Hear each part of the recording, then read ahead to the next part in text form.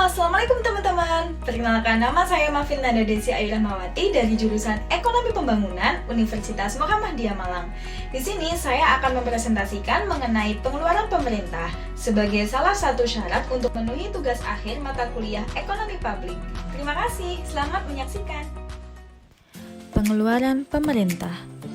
Pengeluaran pemerintah merupakan salah satu unsur permintaan agregat yang mencerminkan kebijakan pemerintah. Apabila pemerintah telah menetapkan suatu kebijakan untuk membeli barang dan jasa, pengeluaran pemerintah mencerminkan biaya yang harus dikeluarkan oleh pemerintah untuk melaksanakan kebijakan tersebut. Di dalam pengeluaran pemerintah terdapat dua teori. Yang pertama, teori makro, di mana pengeluaran pemerintah dalam arti real dapat dipakai sebagai indikator besarnya kegiatan pemerintah yang dibiayai oleh pengeluaran pemerintah. Semakin besar dan banyak kegiatan pemerintah, maka semakin besar pula pengeluaran pemerintah yang bersangkutan. Dalam teori ekonomi makro, pengeluaran pemerintah terdiri dari tiga pos utama. Yang pertama, pengeluaran pemerintah untuk pembelian barang dan jasa. Yang kedua, pengeluaran pemerintah untuk gaji pegawai. Perubahan gaji pegawai mempunyai pengaruh terhadap proses makroekonomi, di mana perubahan gaji pegawai akan mempengaruhi tingkat permintaan secara tidak langsung. Dan yang ketiga, pengeluaran pemerintah untuk transfer payment. Transfer payment bukan pembelian barang atau jasa oleh pemerintah di pasar barang, melainkan mencatat pembayaran atau pemberian langsung kepada warganya. Misalnya, pembayaran subsidi atau bantuan langsung kepada berbagai golongan masyarakat, pembayaran pensiun, pembayaran bunga untuk pinjaman pemerintah kepada masyarakat. Secara ekonomis, transfer payment mempunyai status dan pengaruh yang sama dengan pos gaji pegawai, meskipun secara administrasi keduanya berbeda. Kemudian di teori kedua yaitu teori mikro, di mana tujuan dari teori mikro mengenai perkembangan pengeluaran pemerintah adalah untuk menganalisis faktor-faktor yang menimbulkan permintaan akan barang publik dan faktor-faktor yang mempengaruhi tersedianya barang publik. Interaksi antara permintaan dan penawaran untuk barang publik menentukan jumlah barang publik yang akan disediakan melalui anggaran belanja. Jumlah barang publik yang akan disediakan tersebut selanjutnya akan menimbulkan permintaan akan barang lain. Kemudian, pengeluaran pemerintah biasanya direncanakan jauh lebih dulu.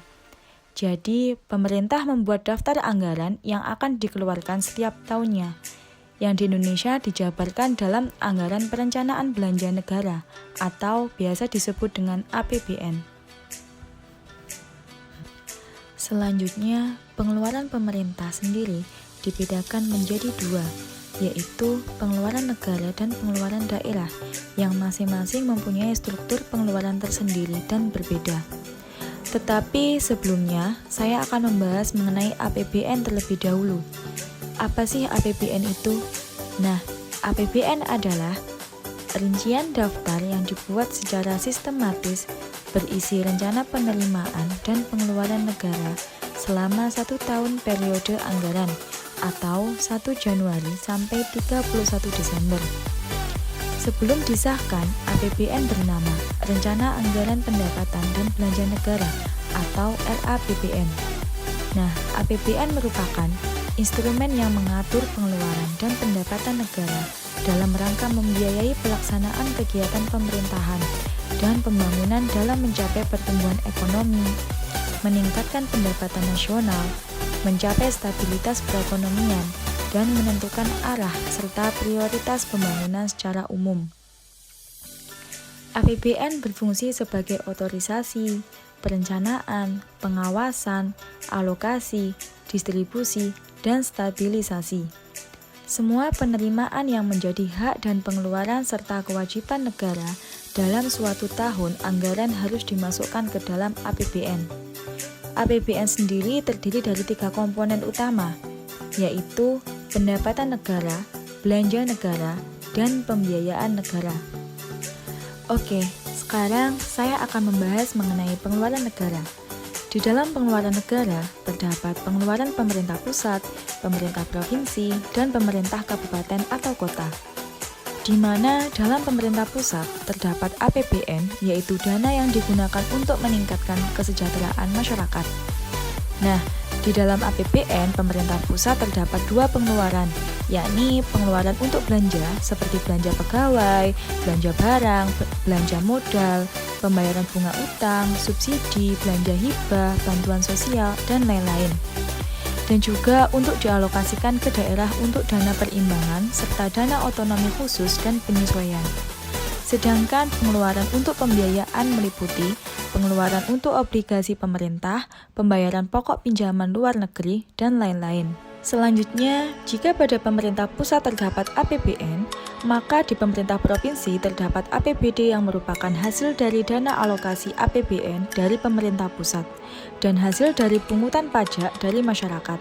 Dana APBN digunakan untuk pengeluaran untuk belanja meliputi belanja operasi dan belanja modal. Belanja operasi berupa belanja pegawai, belanja barang dan jasa, belanja pemeliharaan, belanja perjalanan dinas, belanja pinjaman, belanja subsidi, belanja hibah, belanja bantuan sosial, dan belanja operasi lainnya. Sedangkan belanja modal seperti belanja aset tetap, belanja aset lain-lain, dan belanja tak terduga. Dan yang terakhir, APBD dalam kabupaten atau kota yang digunakan untuk pengeluaran belanja bagi hasil pendapatan ke desa atau kelurahan seperti bagi hasil pajak ke desa atau kelurahan, bagi hasil retribusi ke desa atau kelurahan, bagi hasil pendapatan lainnya ke desa atau kelurahan, sedangkan pengeluaran untuk pembiayaan terdiri dari pembayaran pokok pinjaman, penyertaan modal pemerintah, pemberian pinjaman kepada BUMD atau BUMN atau pemerintah pusat atau kepala daerah otonom lainnya. Nah, sedangkan menurut sifatnya, pengeluaran negara dibedakan menjadi 5 bagian, yaitu yang pertama, pengeluaran investasi, di mana pengeluaran investasi adalah pengeluaran yang ditujukan untuk menambah kekuatan dan ketahanan ekonomi di masa datang. Misalnya, pengeluaran untuk pembangunan jalan tol, pelabuhan, bandara, satelit, peningkatan kapasitas SDM, dan lain-lain. Yang kedua, yaitu pengeluaran penciptaan lapangan kerja, di mana pengeluaran yang digunakan untuk menciptakan lapangan kerja serta memicu peningkatan kegiatan perekonomian masyarakat. Selanjutnya, yang ketiga yaitu pengeluaran kesejahteraan rakyat.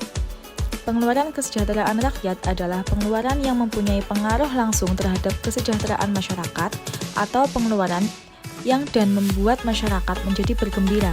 Misalnya, pengeluaran untuk pembangunan tempat rekreasi, subsidi, bantuan langsung tunai, bantuan korban bencana, dan lain-lain. Yang keempat yaitu pengeluaran penghematan masa depan, di mana pengeluaran penghematan masa depan adalah pendapatan yang tidak memberikan manfaat langsung bagi negara, namun bila dikeluarkan saat ini akan mengurangi pengeluaran pemerintah yang lebih besar di masa yang akan datang. Pengeluaran untuk kesehatan dan pendidikan masyarakat, pengeluaran untuk anak-anak yatim, dan lain-lain, itulah contohnya. Yang terakhir yakni pengeluaran yang tidak produktif, di mana pengeluaran yang tidak produktif adalah pengeluaran yang tidak memberikan manfaat secara langsung kepada masyarakat, namun diperlukan oleh pemerintah, misalnya pengeluaran untuk biaya perang. Nah, itu dia beberapa penjelasan terkait pengeluaran negara. Selanjutnya, untuk pengeluaran pemerintah yang kedua, yaitu mengenai pengeluaran daerah, di mana susunan pengeluaran daerah ini disusun dengan mengaitkan penerimaan daerah tersebut dalam sebuah susunan sistematis yang dinamakan Anggaran Pendapatan Belanja Daerah atau APBD. Untuk mengembangkan daerahnya, pemerintah daerah diberi wewenang untuk mengelola atau mengatur keuangan daerahnya sendiri-sendiri. Pengeluaran terbesar dari pemerintah daerah sendiri adalah diperuntukkan bagi pendidikan dasar, menengah, dan kejuruan. Selain untuk pendidikan, pemerintah daerah juga membelanjakan jumlah terbesar untuk berbagai pelayanan-pelayanan umum, seperti pemadam kebakaran, polisi, saluran selokan, sanitasi, pengawasan umum, taman-taman dan rekreasi, dan sebagainya. Semuanya ini adalah barang-barang umum yang di dalam penyediaan barang publik tidak ada pengecualian bagi masyarakat untuk memanfaatkannya. Sebagai dampak dari COVID-19 pada tahun 2021 ini, APBN masih dihantam banyak tantangan hingga mengalami defisit mencapai 5,70% dari PDB. Dan hingga 4 Juni 2021 kemarin, realisasi belanja negara tercatat sebesar 982,5 triliun. Jumlah ini baru mencapai 35,7% dari pagu APBN 2021 atau tumbuh 12,7% year on year. Kementerian Keuangan mengatakan, belanja negara yang tumbuh cukup tinggi ini menandakan APBN telah bekerja keras dalam menahan kontraksi ekonomi lebih dalam akibat tekanan COVID-19. Kedepan, pemerintah akan terus menjaga kinerja APBN untuk mendukung pemulihan ekonomi dan percepatan vaksinasi. Dalam APBN tahun 2021 mendatang, pemerintah telah menentukan 4 fokus kebijakan. Nah, keempat kebijakan itu ialah: yang pertama, penanganan kesehatan.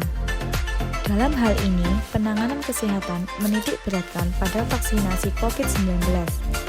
Selain itu, anggaran juga akan dialokasikan untuk penguatan sarana dan prasarana kesehatan, laboratorium penelitian, dan pengembangan yang sangat diperlukan. Yang kedua yaitu perlindungan sosial. Pemerintah akan fokus pada kebijakan perlindungan sosial, khususnya kepada kelompok rentan dan kurang mampu.